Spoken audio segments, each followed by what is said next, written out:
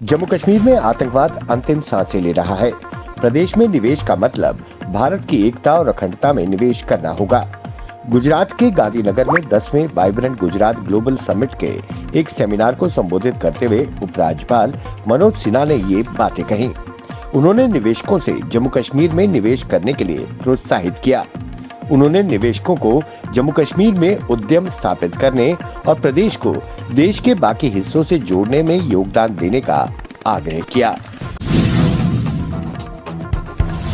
महज 8 साल के थे आमिर हुसैन लोन जब एक हादसे ने उनके दोनों हाथ उनसे छीन लिए, लेकिन शायद उनके अंदर के हौसले को यह हादसा भी नहीं तोड़ पाया।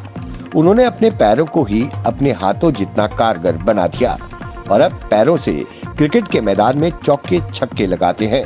वर्तमान में Aamir Hussain Jammu Kashmir para cricket team के कैप्टन हैं। आमिर अपने पैरों की मदद से गेंदबाजी भी करते हैं और बल्ले को अपने कंधे और गर्दन से बैलेंस बनाकर गजब की बैटिंग करते हैं। जम्मू संभाग के बिलावर में एक निजी घर में गर्भपात का क्लिनिक चल रहा था। पुलिस ने इसका भंडाफोड़ करते हुए गर्भपात करने वाली मेडिकल विभाग की स्टाफ नर्स को नाबालिग युवती का गर्भपात करते हुए रंगे हाथों पकड़ लिया है। पुलिस गर्भपात करने वाले क्लिनिक में से कौन कौन जुड़ा है उसके तार खंगालने में लगी है। गर्भपात कराने वाली युवती बिहार की रहने वाली है और इस लड़की की उम्र महज 15 वर्ष है। बॉलीवुड एक्ट्रेस हुमा कुरैशी इन दिनों अपनी वेब सीरीज महारानी को लेकर चर्चा में बनी हुई है। महारानी की शूटिंग जम्मू कश्मीर विधानसभा परिसर में हुई थी। अब इस मामले में सियासत तेज हो गई है।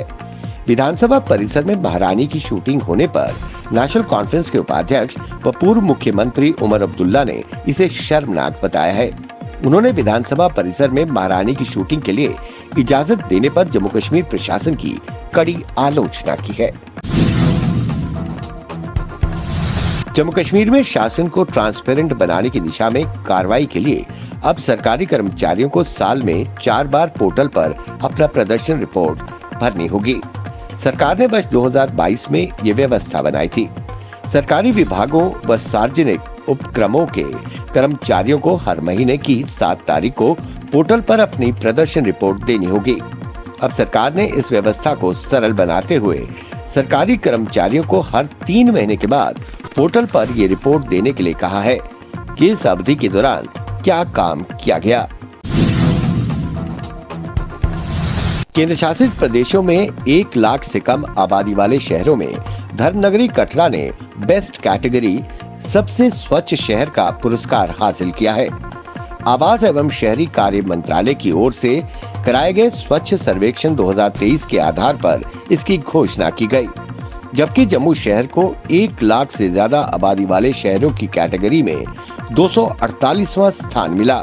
इससे पहले साल 2022 के स्वच्छता सर्वेक्षण में जम्मू 199वें स्थान पर था, यानी जम्मू शहर की स्वच्छता रेटिंग खिसक कर 49 अंक पर गिर गई है। प्रधानमंत्री नरेंद्र मोदी ने महाराष्ट्र में अटल बिहारी वाजपेयी सेवारी नाहवा शिवा अटल सेतु का उद्घाटन किया। इस दौरान मंच पर महाराष्ट्र के सीएम एकनाथ शिंदे समेत दोनों डिप्टी सीएम और उपराज्यपाल भी मौजूद थे।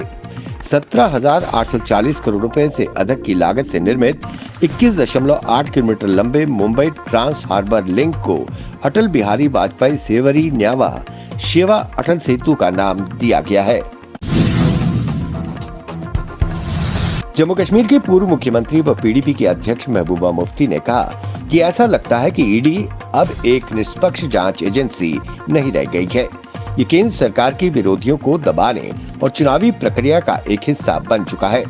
महबूबा मुफ्ती ने ये प्रतिक्रिया डॉक्टर फारूक अब्दुल्ला को मनी लॉन्ड्रिंग के मामले में ईडी द्वारा तलब किए जाने पर व्यक्त की है। उन्होंने कहा कि जब किसी राज्य में विधानसभा चुनाव होते हैं या फिर संसदीय चुनाव हो, तो केंद्र सरकार विरोधी राजनीतिक दलों के नेताओं को ईडी, एनआईए, सीबीआई व अन्य एजेंसियों के साथ पूछताछ के लिए बुलाने लगती है।